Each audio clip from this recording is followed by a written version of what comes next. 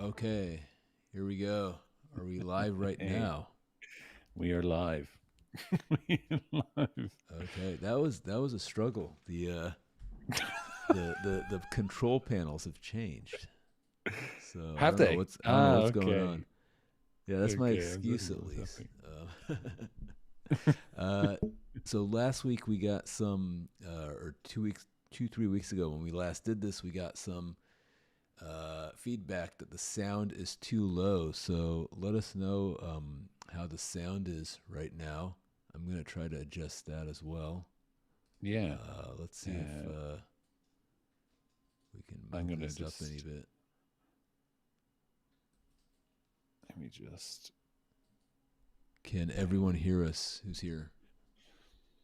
I think yeah. All good.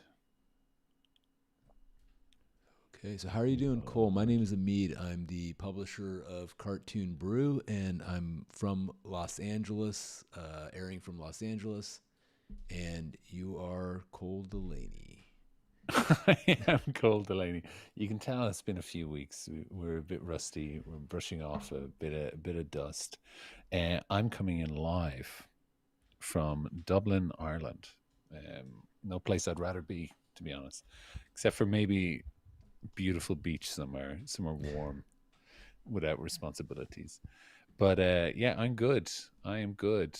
Tell me, how are you, Amit? What have you been up to these past few weeks? Yeah, we're coming off of the publication of our first ever print edition. That's why things have been also a little quiet on the site. I have it right here, and Wow, it's going. monstrous. Yeah. Yeah, the whole first issue is a power list. It's for the animation industry, for the U.S. industry. It's called the Mm-hmm. 2024 American Power issue. It's the launch of our annual power list. We're going to be doing this every year from now on, and this is the very first time we've done it. The list will go online next week. And Wow. if you're in LA, you can get print copies. They're not for sale, but they are available to people in the industry. We're going to be making them available to the studios. And also, if you are a yearly subscriber to the website, you will be getting mailed a copy. Wow. So that's the new perk of being a member of the site. Besides having an ad-free viewing experience, you'll be getting it twice yearly. So we're going to be doing another issue in around December or January, which is for Mm. award season, and then in the summers we're going to have the Power List issue. Okay, so you're thinking about doing 2 a year, is it? Yeah, yeah. There's going to be 2 a Wow. year for now, and then we'll see where it goes from there. But I think one of the key things with it is that we're not going to be selling it really through Mm. newsstands, or there's really no market anymore for magazines. Mm. But there's still a demand for print. People still, it's so awesome to finally, after 20 years of Cartoon Brew, to hold something in your hand that's tangible and feels kind of, you can smell it. It actually smells really Mm. strong because it's literally fresh from the printer. and it always takes about a week or so for the smell to kind of dissipate a little. But yeah, like my whole place right now smells like print. So, Sounds like it's funny. I didn't mention this to you, but I've been because you talked about it. Nice to have something tangible in your hand, and look, I've got little stickers for my podcast oh, here that I'm gonna awesome. hand around. Animators Breakfast. They're all And bundled that's a up good there. plug for Animators Breakfast, That is a good plug. Yeah.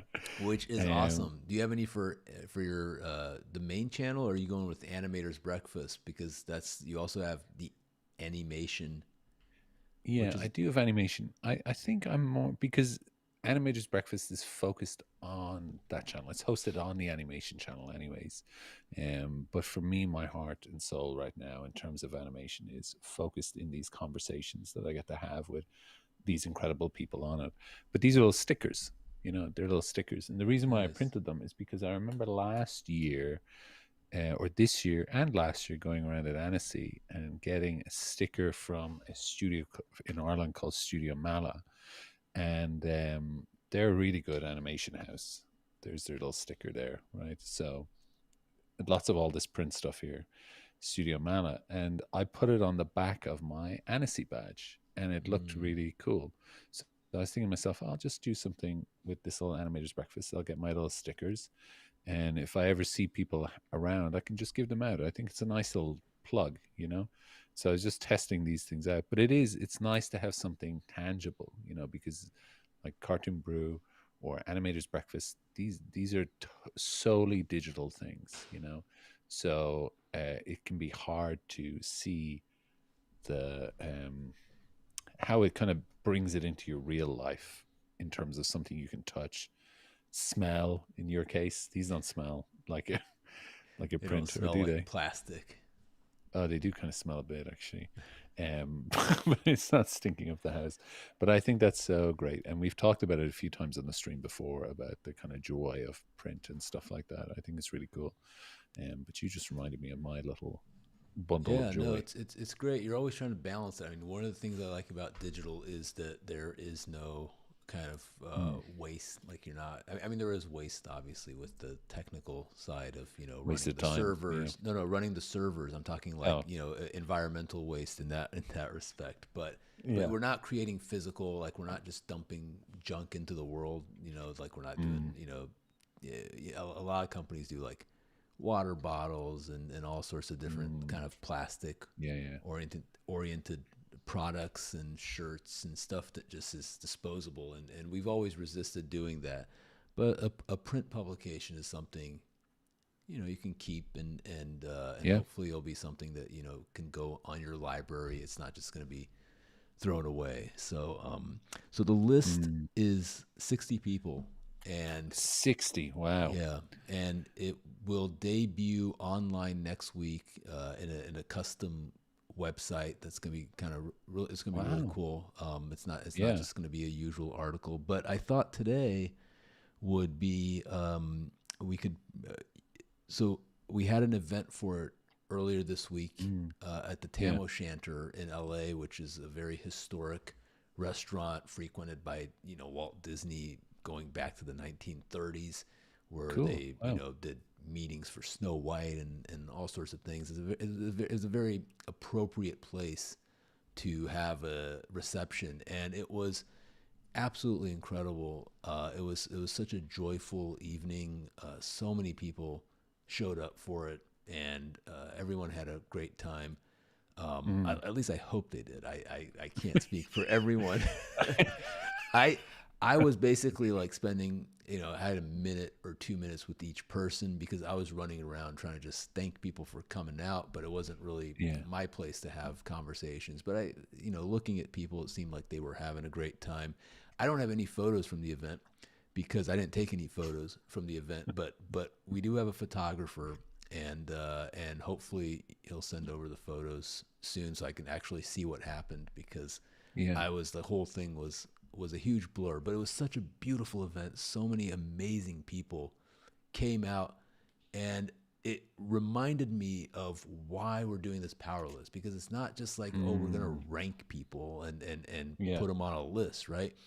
what it is it's a way to celebrate the animation community and to Mm, remind everyone that we are a community and we're a powerful mm, community. We tend to always in animation kind of underplay our our strengths. We're compared to the rest of Hollywood, we're very humble and very modest, and we don't gloat. No, I mean that's yeah, true. You work on the other side, right? Like you yeah. work in live action. You see the egos that are there, and then Mm, you do the animators breakfast, and I think you see a difference probably in the type of people.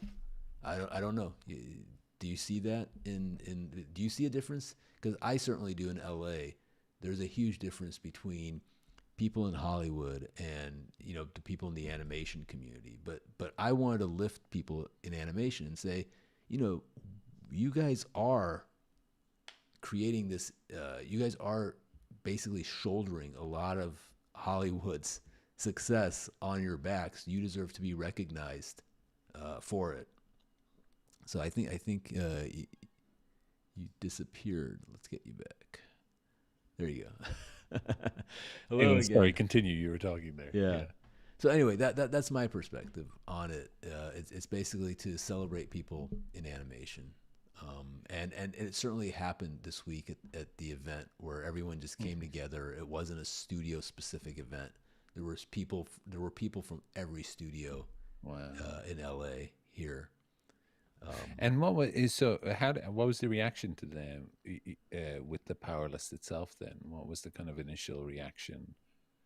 I Um, I think we're gonna have to wait to see. It's at that everyone was literally seeing the publication for the first time, so I don't think people yeah. were digesting it because there's a lot of people at this event and everyone's Mm, finally seeing it for the first time, but no one's actually like you're not reading it, you're just yeah, holding yeah. it while you're talking to other people. So I think we'll probably find the reaction in the next week or But I two. assume some of the people who attended were ones on the list, right? Absolutely, yeah, yeah. We had Yeah. dozens of people from the list, and obviously, when you have this many people on a power list, you're not going to get everyone from the power list to show up Hmm. because some of them are in production, others are traveling, especially at this time of year. But we had a really good number of people Wow. who are represented on the list show up for the event. Um, now the burning question on everyone's brain, I mean, is um, what number am I on the list? How about next year? We'll we'll consider. see. No, so We'll see how the podcast goes. Yeah. yeah, but I know you're joking, but I should say it's an American power list. So you're going to see Yeah. a lot of Yeah. names. People keep asking like, "Where's this person on here? Where's this person?" I'm like, they're not American. They're not part of the U.S. Mm, animation industry. Had we done a global power list, we'd mm, be looking at like hundreds of people, right? There's so many people that are important in this community, in mhm. Japan, in Europe, in all over Asia, In and Ireland, yeah. Uh, there's a few in Ireland. there's a few. Uh, question there: where can you buy the print from Nigel Tierney? Yeah, you can't. So we're not good at business at Cartoon Brew. No, no, you really can't buy it. It's Mm, uh, you could again if you subscribe to the website as a yearly subscriber, and I'm not sure if we've updated the pricing on it, but there's a new mhm. that may go up I think next week. If you're going to So subscribe get in there yearly, quick, guys. no, Yeah. it's actually cheaper. So I would not get it right now. I would wait till Oh, next okay. week. Right, we're readjusting the pricing moving forward. It'll be readjusted anyway if you subscribe, but I would not do it right Mm, now because we're gonna have to readjust. If you subscribe this week, we're gonna have to change it next week. So um, or you can pick it up at a studio that they're going to be handed out all over LA at the different studios, and that will happen sometime in the next week or two. So just depending mm, on if you're working at a studio right now, if you're working at a studio and you're not getting it, let us know what studio you're working at, and we'll talk to them and try to get copies delivered to them. But it's Cool. definitely not for sale. This whole project is not Now, designed. now you've put up an image of some freakish looking people here. So, so I assume this is the top 10 on the cover, right? Exactly. Yeah, and these are Yeah. done by the amazing Lindsay Oliveris. She's the Mm, character designer of Mitchell's versus the Machines. She was also the mm, production designer, which is super rare to uh, have one yeah. person doing both production and character. She was lead character designer. She did a fantastic job. I've been a fan of her caricatures for years, and when we first started this project, like literally the first person I thought of that I wanted to do these caricatures was her, and just amazingly, she happened Yeah. to be able to set aside some time to do these. It was You really know, fun. she was hanging around at Annecy. I totally missed her. It was only the day after I left that I realized she was there because she was hanging out with uh, Patrick Harpin, who'd done like Batman Mm. Beyond, that pitch kind of stuff. So I'd met Pat the night after the festival. We were in the Cafe de Art, and it was just like us, really. There's nobody else around, and we're just chatting.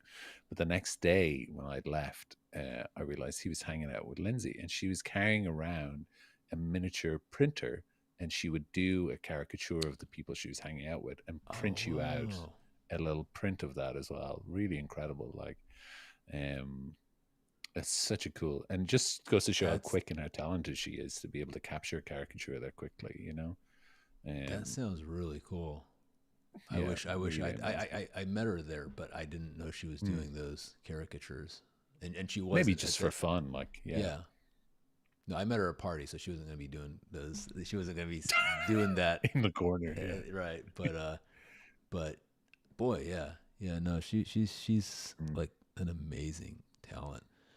So these are Yeah, just the ads. There's a few pages of ads, but uh, we can just go through the top 10. This is the yeah. introduction, which will be online. But the big drum roll, I guess, for number one on the list, Mm. we Yeah. have. Everyone's probably wondering who number one is. Is Yeah, this wow. guy? Yeah. I really like the layout here. Actually, I like how you've done the text Yeah. around his little There, collar. there, Yeah. there's some weird. This is the for the print version, so there's some weird borders on the sides. It doesn't look like that in the print version. Those are the Mhm. things that have to go so that when the bleeds for Yes. when it's Yeah. Of printing. course. But it actually looks nice when it's done. But yeah, Chris Melodondri comes in Mm. at number one on the list. He's the CEO of Illumination, and then we explain why he's at number one, but I don't know how much explanation this needs. He's been the most consistently successful animation producer of the last decade for theatrical Definitely. animation. Yeah. And certainly the sign of success in Hollywood is if people are copying you, then you're doing something right. And Mm. for better or for worse, his model of we're going to make our films in France at a lower cost. He was there quite a while back, and Yeah. everyone is now following in that footstep. Not necessarily going to France, but the whole idea of producing theatrical animation in the U.S. He played a big role in kind of showing a Mm. different path forward and saying you don't need to spend 200 million on a film. You can spend 60 to 80 million on a film, and make more money. Yeah. So Isn't it crazy how that is the model now? Really, it is. It's just outsourcing it to different um, countries. Really, I mean, I know outsourcing and service work has always been part of it, but it was never really a huge part of big studio work. Whereas now it seems to be like he kind of has a double edged sword of like makes them for cheaper, but they're also far more successful. yeah, It's so interesting, especially things like Super Mario Brothers movie. You know, obviously, Rise of Gru, the Minions movie, the success of these things. Despicable Me 4, another one there, tearing up the box office, you know. That pushed it to over Um, 5 billion worldwide. For the release of the latest one pushed the franchise to over 5 billion, making it the biggest animated franchise we've ever had. So yeah, and oh you're my absolutely gosh. correct that outsourcing has always been a part of the industry, but there was Mm, always a distinction between, you had the prestige American producers who were doing this bespoke animation at home, and then mm, some of their, direct to videos or TV projects they were sending overseas. But you usually had kind of prestige work being done in the U.S. at least during the boom in the '90s and then the 2000s with CG. There was always at home animation, and today Pixar is literally the only animation studio that makes every single one of their features entirely in the U.S. mm, And mm. there's no studio in LA because both Disney and Disney is stopping this year with Moana 2, uh, Yeah. and DreamWorks has certainly stopped as well. Stuff like uh, that Spirit film they did was done at the Spirit theatrical film that they released was done at Hmm. Jellyfish. Captain Underpants was done at Mikros, so they've stopped for quite a while. Anyway, let's Mm. move on. At number 2 and 3, uh, That is so funny, isn't it? Oh yeah, my god. she went all Just out, smash together. Wow. all out for Lord and That's Miller. funny. Yeah, I Um, love his chin over his mouth. That is so funny. so we're not. I mean, we're not gonna go. We're not gonna talk too much about all of these, but I think Lord and Miller are what Melodondry is to the business side. I think they're to the art side in the sense that Mm, with Spider-Verse, the first one that came out in 2018, it completely upended the animation industry, and suddenly it mhm, became okay. Studios used to be scared to do stylized stuff, and now executives are saying mm, we have to do stylized stuff because we gotta keep up with these guys, and they kind mm, of created a revolution. They weren't the first to do stylized CG. Like you had the Peanuts movie, and you had a lot of mm, different projects that push. Hotel Transylvania had some great cartoony animation in it, but the way these guys put together the elements and created also a tonally unique story that kind of pushed boundaries as well. You had the whole yeah. package, and we've never had like a superhero CG animated film that has done that. Um, Mm, they easily deserve to be number two. Uh, yeah. and I don't know if you have any comments on them in Well, it particular. is funny, you know, if you just see their rise through the kind of industry in terms of their creative rise, you know, coming up through things like Cloudy with a Chance of Meatballs, and then going across the Lego movies, and then shepherding in the Spider Verse. Like, I mean, each one of those is pretty unique in its kind of creative voice, really and truly. Even though you can tell the kind of steps that comes through from them, but it gave them a great position to kind of creatively be the midwife of new things coming in. You know what I mean? Like, to be able to say, actually, you know, let's just try something different and we'll see if it works. Like they Spider Verse, I think, you know, that could have gone anyway if they didn't have the success that they had behind them. You know, the industry wouldn't have changed. But it goes to show that like they're really good at shepherding in new thoughts and new ways of being and thinking, and I'd be really curious as to what they're going to do in the future, definitely, you know, because it seems like they're just very good creatives, like you're saying, really good creatives. Yeah, and I think that's part of their success too. Is you Yeah, never know exactly what they're going to do next, and that keeps it fresh and interesting. yeah, Uh, you've no at idea number what they're going to do. yeah, at number 3 we have John Derderian, who is head Mm, of series at Netflix. He used to also be head of anime at Netflix, but everything that runs through Netflix, whether it's preschool animation, children's animation, adult, they're now they're doing adult comedy and adult action adventure. They have 4 different mm, heads of TV of series. Sorry, that mm. handle things at Netflix, but John Derderian oversees it all. And Wow. I just don't think there's anywhere that is as interesting for series today. First of all, they're probably the biggest producer of series for animation Yeah. in the U.S. But also they're constantly doing things that uh, experimenting and taking risks, and not everything works. But you got to give them a lot of credit for trying. And when they do have hits, like like Arcane and Blue Eye Samurai, they're really Mm. charting kind of new territory for American series animation. We haven't had things like Blue Eye Samurai and Arcane Yeah. in the U.S. sphere. So he's doing a really amazing job, I think. Mm. And then they have so many other things like Gabby's Dollhouse, which was launched on Netflix, That, and now it's becoming a huge. feature next year Yeah. for Yeah. DreamWorks. So it's kind of going in the reverse direction where it's so successful as a series that we got to do a feature out of it. And then there's just Yeah. so many other projects that they have. It's a huge operation.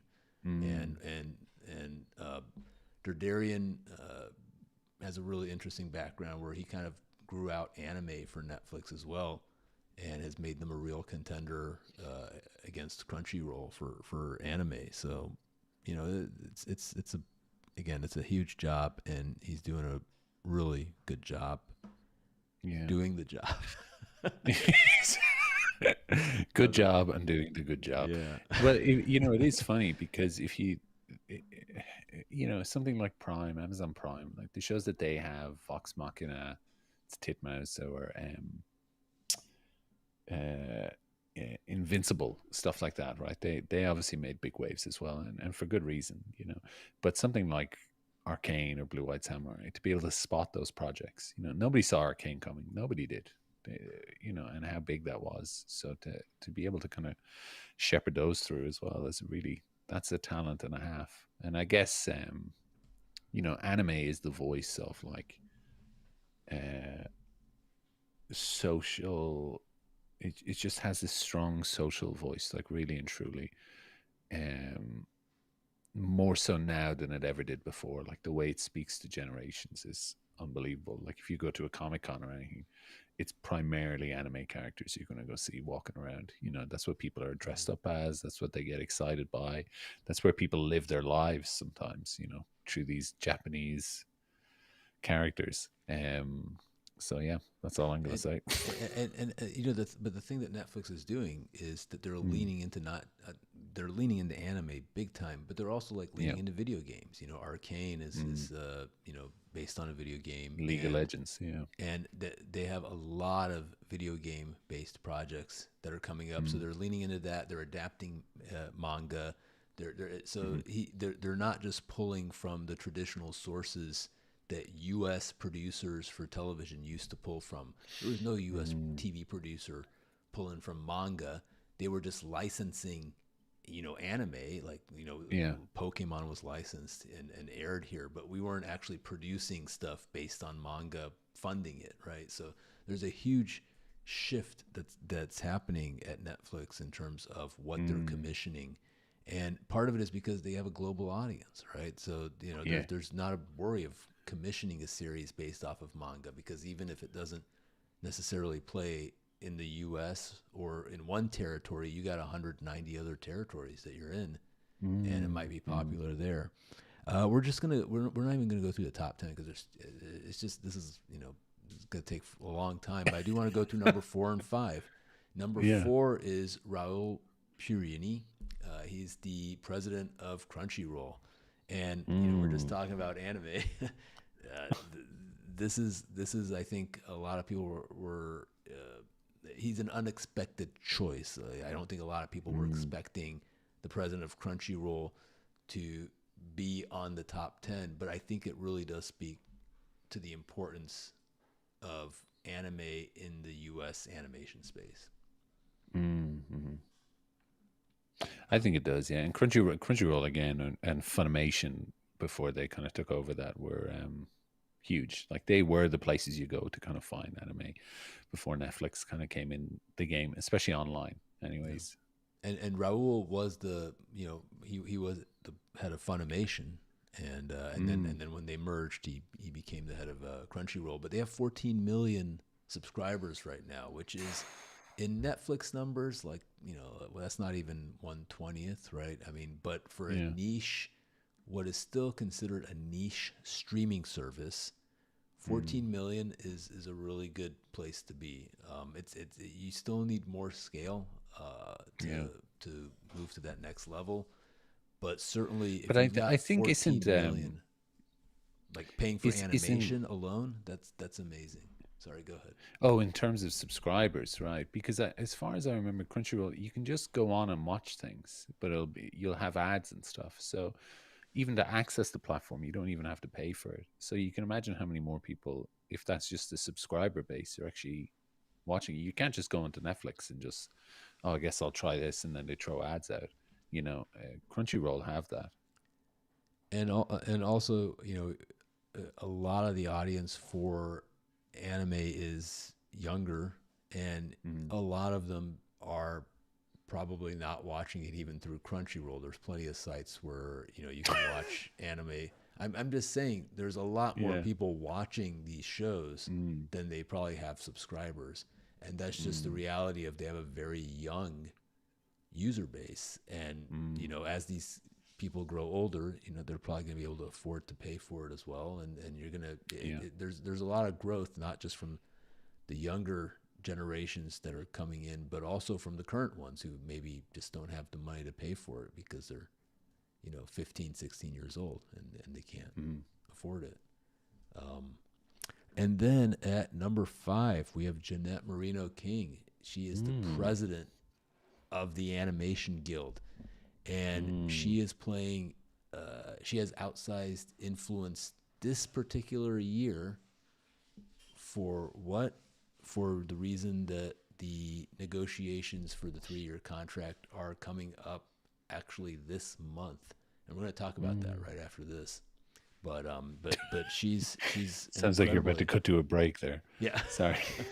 We'll be back right after these messages to talk about Yeah. that. No, she's she, as we say in this piece, Mm. the president of the Animation Guild is always important, right? It's always an important Yeah, role, but I huge. think it's never been more important than this year. This is one of the biggest Mm. negotiations that's the union has had in quite a few years, and it owes to a lot of different reasons.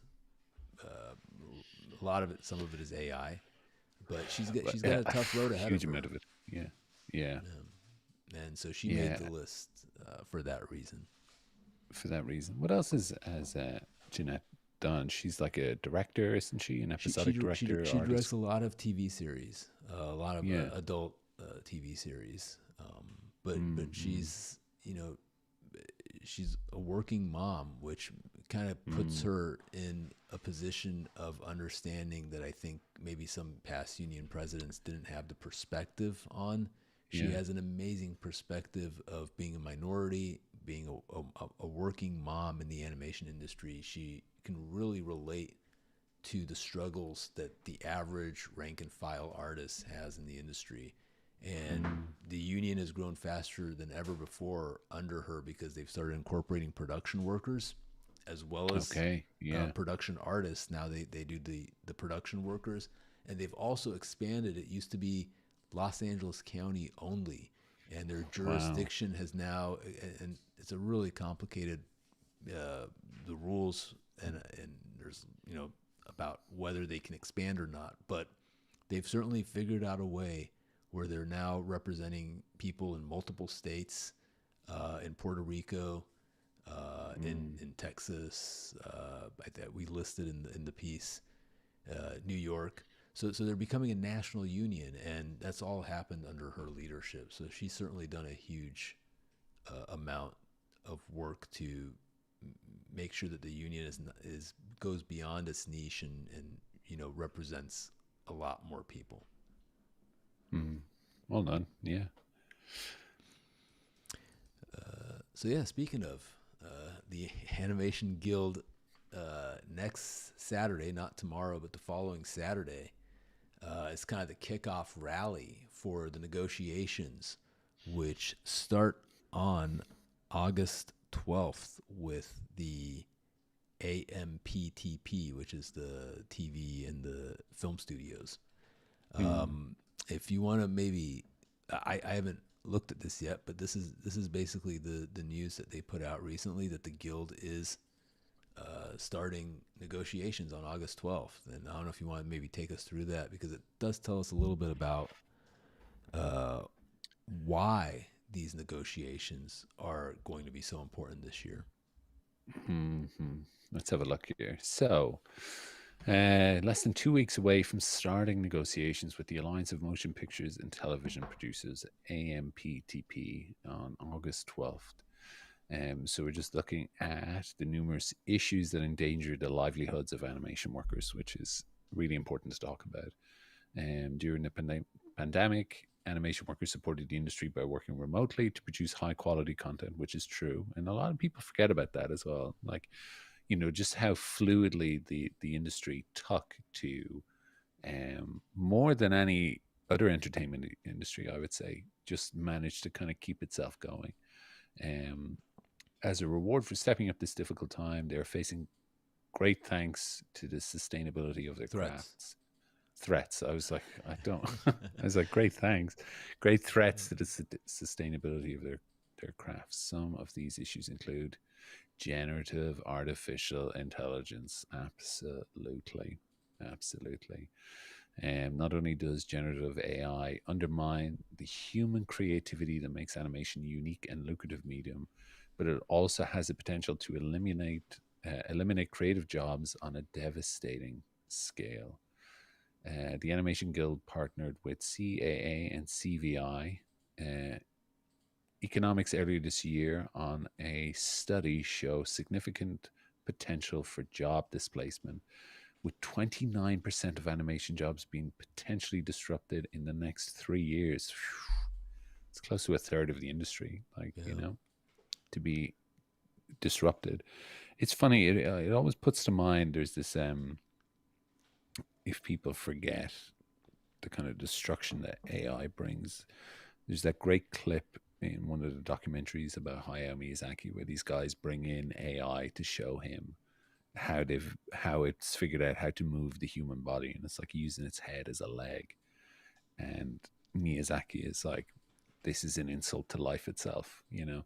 And I really understand. I remember watching that and I really understood what he got by it, because in order to animate something, and anyone who works in animation understands this, you really have to sit and take time and observe. You have to really put yourself in that position and carefully observe what's happening with the piece of work. And then through your practice, that travels down through your eyes into your hand, whether it's a pencil or a mouse, whatever it is, and how that kind of outputs it onto it frame by frame by frame. There's like a careful study that AI just totally blasts past.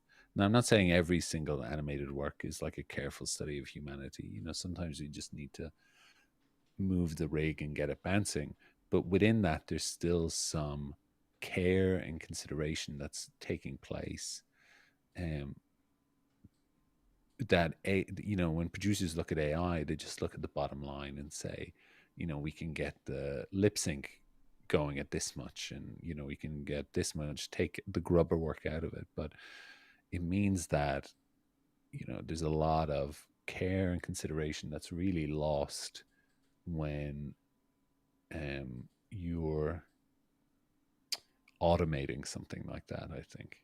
Mm-hmm. But also the other part of it is there's so much animation out there that is done, without care. It's just done. It's pumped Mm, out. They're pumping out a minute or 2 minutes a week of CG mm. animation, and kids love it, right? So Well, there's that's the problem. the Yeah. when you're doing animate when you're creating content for an audience that is not as discriminating. Mm, Try to explain Coco Melon. This is not that goes against everything that you're saying right now. It's kind of a yeah. little bit disturbing and visually grotesque, and yet it's the biggest thing that Mm-hmm. ironically Netflix Netflix's series department has. It's their biggest show. So Mm-hmm. AI could be structured to create content like that. Mm-hmm. And Absolutely. Yeah. this is the issue that we're dealing with, is that I I completely understand what you're saying, but there's also money people who are looking at it from this other angle, and so we need to also be looking at it from that angle Mm-hmm. and understanding what the, because that's the only way you can understand what the problem is, and then you got to find a path forward. And I don't know what the path Mm-hmm. forward is. I think certainly AI is going to play a much bigger role. Yeah. And I do agree that there's going to be a lot of jobs displaced, but I also think there's going to be a lot of jobs created to manage Yeah. the AI. And that's not Mm. going to be fun art jobs, but there's going to be a lot more kind of it's like we've discussed this many times before. It's like CG, where there's a lot Yeah. more people required on the technical side to ensure that the artists can function. It's just more inflation of staff. Mm. But anyway, let's move on. This Yeah. is we're not going to find a solution to AI I don't think anyone on is, to this be honest. Yeah. on this. Well, actually, it's just come to me, the solution. But I'll keep it to myself. Significant layoffs and show cancellations have become increasingly common in the animation industry. True. Through anecdotal research and internal surveys, we estimate that one third of Wow, TAG's animation workforce has been laid off in the past year. 1/3 of tag. That's crazy. So that I mean that's a huge part of the industry. Yeah. But it is true about show cancellations and stuff, like the kind of commitment to finishing something once it's greenlit. It seems to be far less of a consideration, nearly, which is wild, isn't it? To say, let's go for it, and then just never finish it or never release it. It maybe it seems to be too much chasing peaks and troughs rather than looking at an overall trend. Um, Outsourcing. Los Angeles County animation studios continue to send work to studios in Asia and Europe. That's me. Some of those studios, in turn, try to hire LA workers at lower rates without the benefits and protections provided by the union. And that's an interesting one.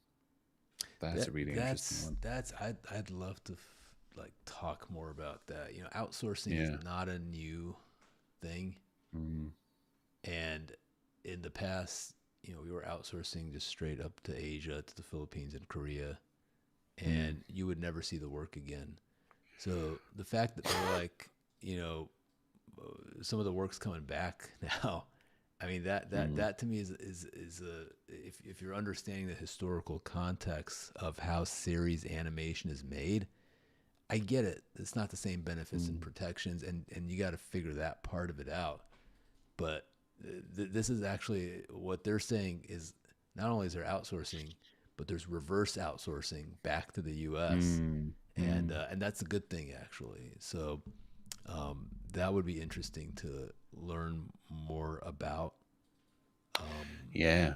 And also, it's like what puts to mind, because Ireland's animation industry only grew due to outsourcing. That's really generally it. Well, Blue came and he set up the studio here, but um, generally the rest of everything else kind of sprouted out of those opportunities. If you look at who are the who's who of people who basically started the industry in Ireland, they were all within a couple of years of college of each other in the exact same college, and they were all going for the same jobs. Like, they all know each other, and they all splintered and created different studios, whether it be Brown Bag or Boulder or Cartoon Saloon, um, and they all kind of had very different approaches, but they all benefited from that training and the outsourcing coming here. So it's a really, that it kind of becomes this double-edged sword of, would Ireland have grown as an industry without that? Absolutely not. We don't probably be only at a kind of maybe a decade or 15 years into true growth because of the internet. The internet's another different thing that people can grow through. But without the money of studios being sent over here, certain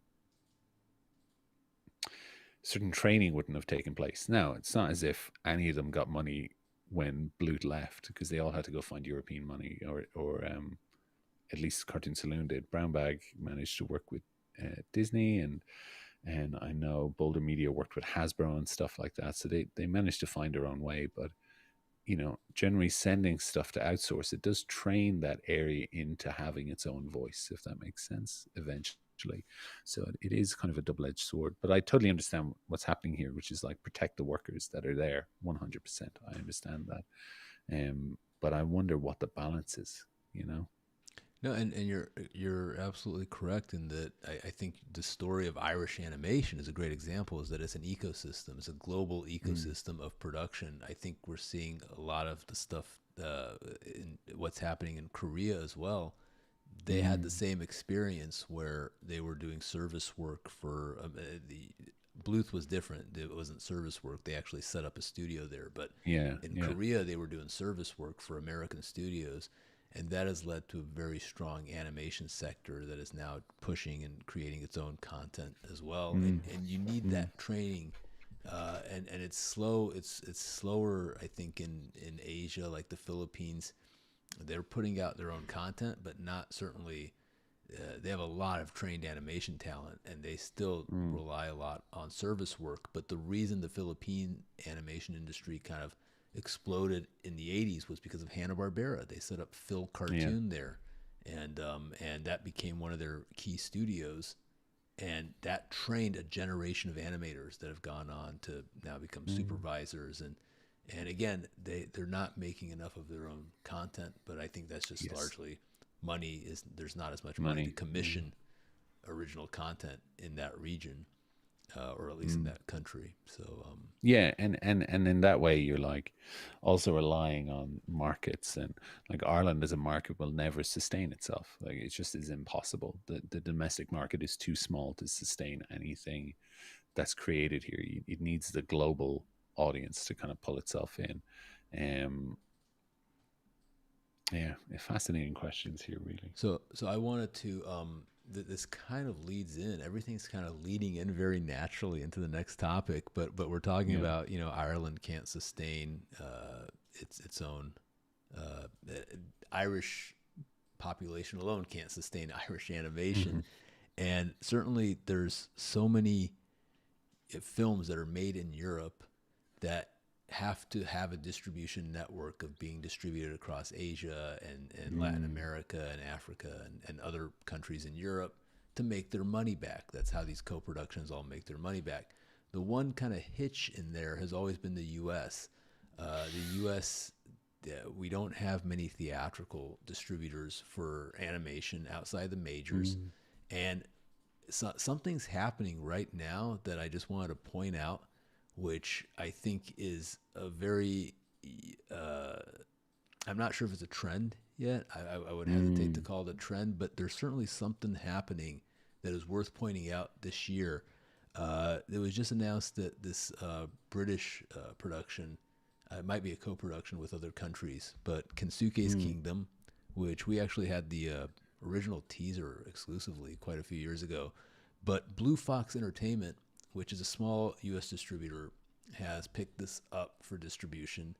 And it's not their first time that they've released animation. They had something called Canterville Ghost, but they've had other animated films. But they're going to release this year in the U.S. And then we have this film Flow from Gins Zilbalotis, the Latvian feature. And Sideshow and Janus Films are releasing that film this year. And, we have Scary Girl, this Australian film that Viva Kids is going to be releasing in the U.S. this year. Wow. And then we also had Adam Elliott's new feature from Australia, which IFC Films is going to be distributing later this year. So we have that's 4 distributors right there, and not even one of them is G Kids, which is the Yeah. company that is also distributing a lot of animated features.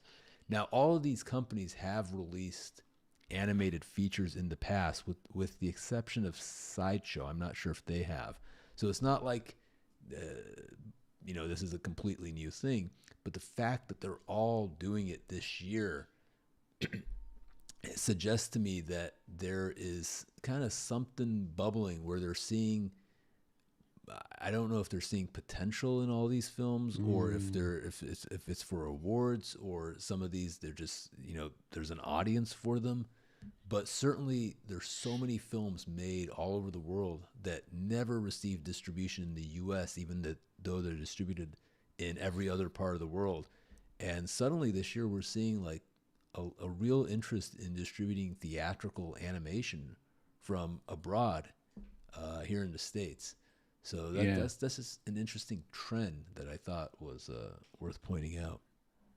I think in my head, two things pop in as questions, which are like the success of The Boy and the Heron. That was G Mm. Kids. That did a lot. That did very good, well. But Mm-hmm. that's a Ghibli film, and specifically a Hayao Miyazaki Ghibli film, right? So I wonder if that has something to do with it. And the second question is, how do you qualify for Oscars as an animated feature? Yeah, you have to. It's not based on awards. It's based on whether you have a specific run for a specific period of time. I believe in LA or New York. This would actually be Mm, good. We should go over the rules as we move into the fall. But you basically have to have a 1 week run, in LA or New York, or some other. There's a few other cities that you can do that in. But it doesn't take much. I mean, it's an investment of money, but it's not like some hurdle that is unachievable, and that's why it feels a very competitive for even smaller distributors, because all they have to do is put the film in one theater for yeah. a week. And again, we should go through those rules at some point, but Mm, that's essentially what it is. And so you don't need to have, like, you don't need to be in 100 theaters, and most of mm, these films will never make it to 100 theaters. Scary Girl, my Viva Kids has a nice distribution pattern. yeah. But a lot of these films are niche films, and they're going to qualify for the Oscars, and they might, go far with very minimal effort. Mm. Yeah, I'm curious. I'd love to. I mean, it's great to see things in theaters and stuff. And to me, the purest viewing experience is always the theater, right? It has to be, because you're not distracted by things. There's a good energy in the room. It's just good to sit there and have your attention captivated totally while something like that is out there. But in terms of all these animated films being picked up, yeah, the way you phrase it, that there's something bubbling, I totally agree. I do. I think, I don't know if it's just because of the prior year or what's going on. I mean, if all these features are then qualifying, it's going to be a really interesting year in terms of award season, because of films qualifying for certain things, definitely. And they're up against some very strong studio features like Inside Out 2, um, obviously The Wild Robot, things like that, Despicable Me 4. Um, but and whatever else is still to come, especially Memoir of a Snail, like that swept through Annecy. That did a really good job, and so did Flow. So did Flow. I think also, I mean, one of the reasons these films are being picked up too is, we're Mm, talking about the theatrical aspect, but there's a real long tail to these films on digital distribution, mm, for online sales, and then picking up rights and then selling it to a streamer. So there's SVOD rights that they can sell as well. mm, These distributors clearly have strategies that, it's not necessarily this film needs to make $10 million in a theater. That's not how they're making money from it. But they're yeah. buying them for either running it for prestige reasons to try to get an Oscar nomination in a category that's still somewhat achievable. Whereas, Best Picture, you could never, you would need really big campaign behind it. But animated feature things sneak in. So they're either picking it up for that, or they're picking it up because there's a long Sneak in. tail. Well, no, Yeah. but you look at the feature animation category every year, and there's always one or two like, how'd that get in, right? Like, that was, but it's good. It keeps the good. category exciting. It's not just like 5 big studio films, right? Yeah, There's always some exactly. It never is. international and indie films that make it in, and it keeps it really interesting to me. But also there's a long tail as well for digital distribution rights, and so for whatever reasons they're picking them up, there's a lot more feature animation from abroad being picked up right now, and that's exciting to me. So, do you think it has anything to do with Boy and the Heron? And the absolutely success that had with this? I think when you mentioned that, I was like, yeah, that's a good reason why this could be happening. I didn't even thought about that. So you brought that up, and I was like, yeah, that's probably a big part of it. But also, I think it's the availability of these films. There's some really good films out there that are being made internationally, and I think with streaming, with Netflix having a lot more animation on there, it's starting to having a lot more international animation and having that exposed to American audiences. I think, these distributors are seeing potential for, whereas 10 years ago, no one was talking about any of these films. So there's real potential here. Yeah. So on that note, it's there's a lot of, the industry's kind of struggling, but I think we touched on this multiple times about how, the U.S. industry is kind of struggling at the moment, but you have, a lot of studios abroad that are producing work, a lot of outsourcing, and it's an ecosystem. We need to always keep that in mind, and when one part of the ecosystem collapses, it doesn't mean the whole thing collapses, but it's certainly not in a great space right now, and we need to get everyone back healthy again.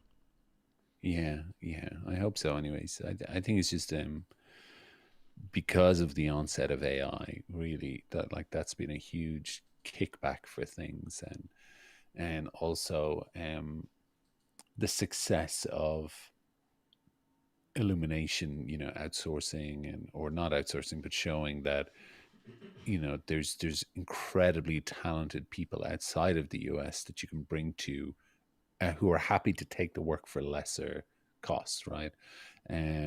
So it's just sand shifting beneath the feet, really. You're just kind of waiting for the dunes to settle. Yeah. Cool. Well, on that note, on that poetic metaphor, I can't top that. That was really nice. I can't. I don't know what else to add to that. But yeah, we'll be back next week. We might try to do it a day earlier due to some changes in scheduling. So we might do this next Thursday, but we are going to have a guest next week. And moving forward, we're going to have a lot more guests coming up, every week. Right now, we're just kind of still figuring things out. This is still kind of new, but thank you so much, everyone, for joining us. We didn't get a lot of questions this week. That always makes it nicer to more engage with people. Yeah. But you never know. Some weeks there's so many questions I can't even keep up with them. So just you never know what's going to happen. Yeah. Well, next week, definitely we'll have a guest. You'll also have Mead, and you'll also have me, number 61 on the power list. Didn't quite make the magazine, but you're always number one. You're always number one on this live stream. I'll be number 2. You can be number 1. Yeah. Thank you. Weekend. Yeah, we'll just change position of the cameras actually, just to focus. Oh yeah. But yeah. Have a good evening. Okay. Bye.